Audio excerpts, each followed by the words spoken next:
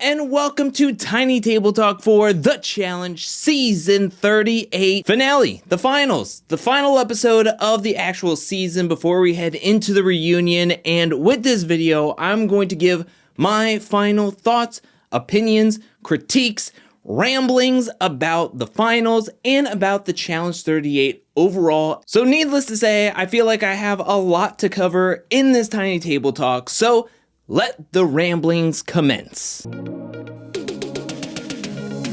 So let's start off with the finals, since that is the most recent thing that we just watched, that we just got over. And I want to get this out in the open. I think we got the right winners for this finals. And what I mean by that is that Tori and Devin were putting on a clinic. They absolutely dominated every stage of this final for the most part. They only lost out on the bike pedaling portion at the very beginning. They lost to Olivia and Horacio. Really, they came in last place, but it was for camping supplies, not for the overall results of the finals.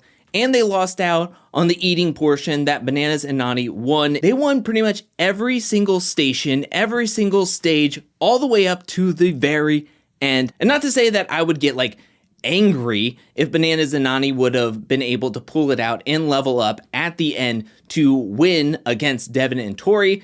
I'm just saying that I thought that with Devin and Tori winning, it was fitting for how they were pretty much dominating these whole finals. I might have a hot take for everybody here and say that I don't think that this is the worst finals in the history of the challenge. But I will agree with everybody that I think it is one of the most lackluster and disappointing finals for the level of competition that we had on the season, and for the challenge to be hyping up that this is a 100-hour final at every single point that it can. The checkpoints, TJ just continuously saying that this is going to be the longest final, that this is going to be the hardest final. And to me, I just felt that there was more thought into making this the longest finals of the 100 hours instead of actually thinking of what could make a really compelling and thrilling finals to watch from beginning to end. Now, I have to say that the final episode, episode 19, where we got to see the helicopter chalk ball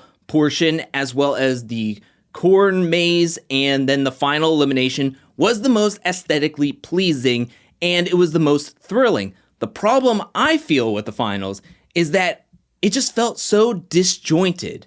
You know, I have a feeling that production thought of the final part of the finals, which is the corn maze, which is the big rigs, which is TJ yelling over the intercom, the elimination arenas, and everything that we saw at the final hours, the final day, the final 17 hours of the finals, and with the chopper thing. I think that the whole last episode was thought of and put so much effort and time into making that really, really cool. But then production was like, that can't be all the finals though. That can't just be, that's just an afternoon. So then they came up with a list of tasks that they could do in the first 2 episodes of the finals as kind of like busy work, until we could get to the point in the finals where production was like, yeah, here we go. We're going to knock it out of the park on this section right here. And that they were the most confident in and they were the most excited about. Whereas, I mean, they had to endure puzzles and swamps and moving tires a lot. It just wasn't that thrilling to watch overall. And I agree with majority of the comments from my Thursday's review and recap that I did read a ton of comments looking for comments to highlight in this video. And a lot of people were saying that the finals were just like, all right, they were mid. It was like 6, maybe a 7 out of 10. I think I would go more of a 5 to 6 in that range. I just felt like I said, it was just too disjointed. It didn't seem like the first 2 episodes really mattered, but it wasn't anything to be like the worst of the worst in my opinion. And I think that's a great segue into how I feel about this season overall, and where I think it places mid. It's a mid-level tier season in my opinion. It's not the worst. I think it's better than 37. When taking a look at just the 30s, I think it's better than 37. Close to 35. I would much rather rewatch this season, I think, than 35. And maybe that's it. maybe that's it. So maybe it's on a mid-lower tier level when taking a look at it overall. I think the cast was very promising. I think the rookies have been some of the better batch of rookies that we have gotten lately. I think the daily challenges were either hit or miss, and the same with the eliminations. There are some moments where I was like, this was really fun. This has the potential of being a really good season. And then there was portions where it just felt like it was dragging on and that it was never going to end. The format really threw me off throughout the whole season, with everybody being into pairs. Then they split everybody up, and I just felt like that really hit the brakes. And then we got to the finals, which also felt like it was dragging because it was 3 episodes long. And so when thinking about this season and how it would fit into all of my rankings, I think it would land somewhere in the mid-lower tiers, in my opinion. Now, I will be doing in March or April, I'm going to be coming out with a tier list of where I would rank every single season in the challenge series. And I'm going to go 1 through 38, and I'm going to be ranking everything from what I deem is the worst challenge season all the way up to what I think is the best challenge season. So I think it would be very interesting. I normally don't like to talk about seasons so closely after they had wrapped, because I think it's too new, the recency bias and everything. But I kind of wanted to get this out there because it would be interesting to see how I feel about it like a month later when I'm now ranking every single season and doing an unhinged deep dive into every single season to see where exactly will this one land. Will it be mid-level or will it be higher? Maybe it'll be lower. But at the moment, I just feel like for the shining stars of the season, which were, I think, some of the rookies, I think the double-decker hall brawl, and then you have some moments where it just wasn't doing so well, which was the twist to split everybody up, and then majority of the finals were kind of dragging on. So I almost think the balance of the pros and the cons really level it out to pretty mid-level, in my opinion, both talking about the finals and the season overall. But what do you think about this season overall? Let me know down in the comment section below. Where would you rank this in the 30s? Where would you rank this overall in the challenge series as a whole? Let me know anything and everything down in the comment section below. And now it's time for the comment section.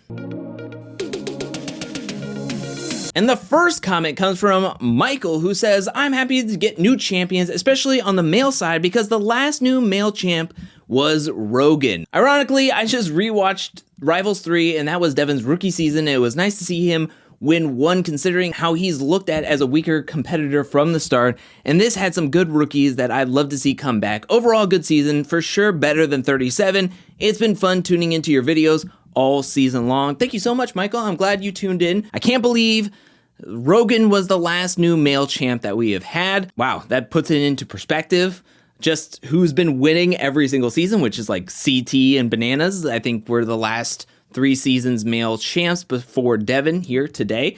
And I do agree with some points saying that there were some good rookies, and I would love to see them come back. Kim and Colleen, I would love to see Olivia and Horacio, of course. And Johnny, Raven, I think that there was Nerys. I think there was a good amount of rookies that could be looked at as a positive for this season, just hoping that they are asked to come back and be a focal point into future seasons. And I would slightly agree with you at this moment for saying that it is a good season, but will agree with you saying that it is better than 37, which is a low bar to cross. Jake comes in with a comment saying, seeing Anissa go out like that was so sad, but it was still amazing to see her compete in a final since the Duel 2. I did not think that Anissa was going to go out like that. I mean, we knew about her ankle, but then her knee buckled, and then Nany was going after her ankle in that last round to drop her and pretty much take her out of the competition for good. I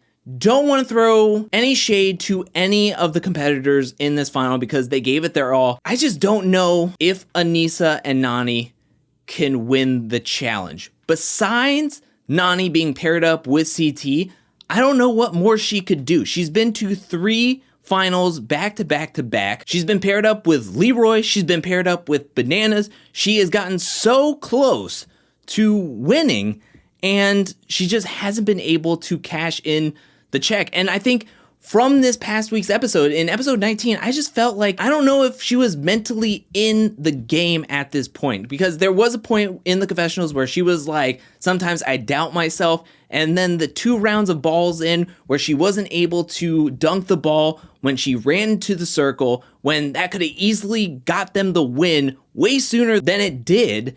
And then also the whole knee stuff in the cornfield. I don't doubt that her knee was hurting her, but I just think that there's a mental aspect to the game that being that close and knowing that this could be it, I don't know if the moment was just getting to Nany, and it didn't help that Bananas was like leaving her in the dust, yelling at her. They were yelling at each other and totally taking the focus away from what they needed to accomplish. And then also having that pressure on Nany.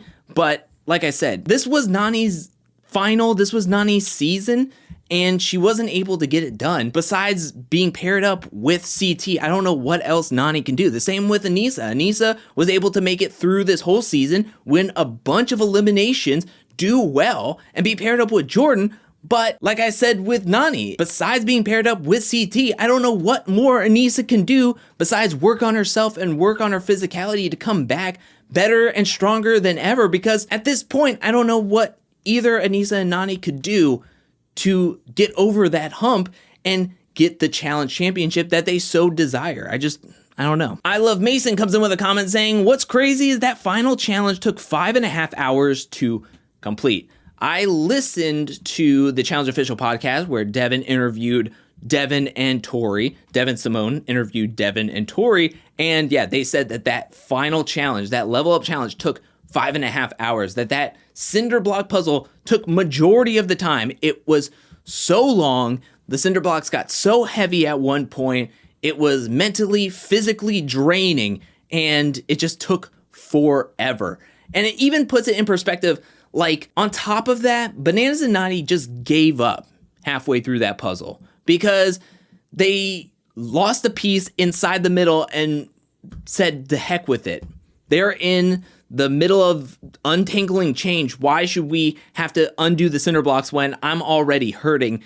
And I understand that they're just like tired and want it to be over, but that's not the heart of a champion, you know? When do you expect to get back to this point? Why not just go all out? Why waste any time, any possibility, any opportunity? Who's to say that Tori and Devin can't get caught up on something else? I don't know. I thought it was pretty lackluster and disappointing to add on top of it that Bananas and Nany just kind of was like, ugh. Well, who cares? We can't finish the cinder block. I mean, it's in the middle, and they're already through the dirt stuff. So what? Just do it. Just get the last bit of energy. Like, go until you can't even get peeled off of the ground. Go until your arms fall off. But we didn't get that. Sorry about that. It's okay. I've been here 12 times and lost. I just feel bad. Don't. Okay. Bye. They won. Like, seriously? Cougar 3333333. I felt the final just dragged on for no reason. I felt everything just led up to 2 eliminations, which felt anticlimactic. They could have just done the eliminations, and I feel nothing else would have been missed.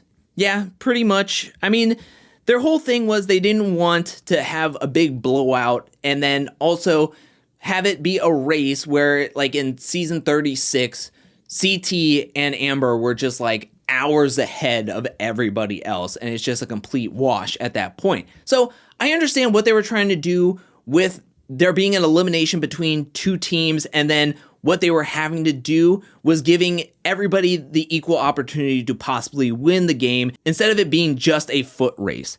But what happens then with having so many hours to fill and so many tasks to do that when you're watching 3 episodes dedicated to just the finals, and 2 of those episodes don't mean jack diddly at the end of everything, makes us, the audience, feel like we watched 2.5 hours of the finals for nothing. Heck, 3 hours, because half of this episode meant nothing either, because they did the chopper drop and then they sat around their campsite in the corn maze until TJ called them up 3 hours left of this game. So Yeah, I totally understand it. The next comment comes from Cody, who says, I'd give the final a grade of C. It had a very unique way to find a winner, and it was the longest a final has ever gone for. With that said, there wasn't much to remember from aside from Olivia's injury and the final 2 eliminations. Agreed.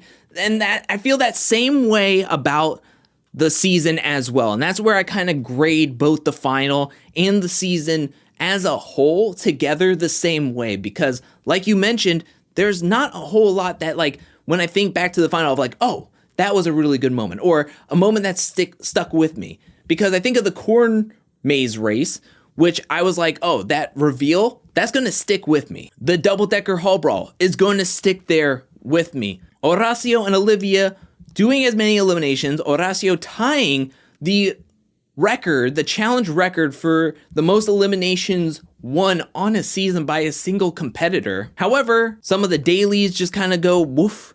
The elimination matchups, some of the competitors, I mean, there was moments where I was doing review and recaps and doing the power rankings with Chantel, and I was like, oh yeah, that did happen. Oh yeah, that game was that. What was the name of that game? I don't remember everything that happened, because we've been watching this season since October. Before last Halloween, we've been watching this season, and I just can't remember. And I've watched these episodes. I've watched these episodes more than once. Every single episode I've watched 3 to 4 times each. It wasn't able to capture me and just stick with me.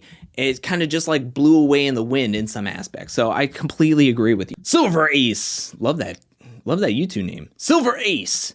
If this final was condensed down to the length of a normal final, then it would have been great. Nothing was gained by it being 100 hours. Cut most of everything out of the first episode except the puzzles, have them push the cart to the pasta, and then run this last episode as it was, and it would have been fine. Feels like production really latched onto the idea that it had to be 100 hours, but didn't think through what it would take to make that much content interesting. This is exactly what I felt. Yes, 100%. Just cut it down. Just make it be 2 days. And if you make that 2 days, this final is jam-packed. This final is exciting. This is a final that I think we can all latch onto for it being like 2 episodes or an episode and a half. But for it to be 3 full episodes dedicated to just this final, and it was kind of hit or miss, lackluster. Yes, there was a lot of stations, but then you find out that it just boils down to a 30-second head start.